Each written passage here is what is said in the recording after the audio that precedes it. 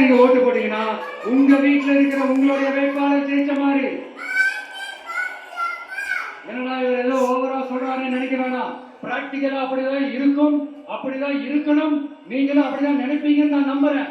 ஏன்னா இது நம்மளை விட நம்ம எதிரிகளுக்கு இன்னும் நல்லாவே தெரியும்.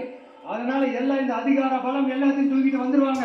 வரட்டும், பாத்துக்கலாம். TVK will take it, TVK will meet it, TVK will compete with it, and TVK will conquer it.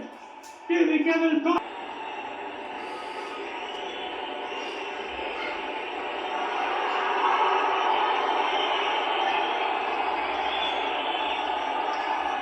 இந்த நேரத்துல நம்ம மனசுல இருக்கிறத மக்கள் கிட்ட சொல்லி ஆகணும்.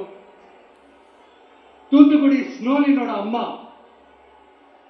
என்ன அவங்களோட தம்பி, இன்னும் அவங்க பொண்ணுக்கு நான் தாய் மாமன்னு சொன்னாங்க. அந்த அக்காவோட குழந்தைங்க மட்டும் இல்லைங்க, என்ன அண்ணனா தம்பியா நினைக்கிற தமிழ்நாட்டில்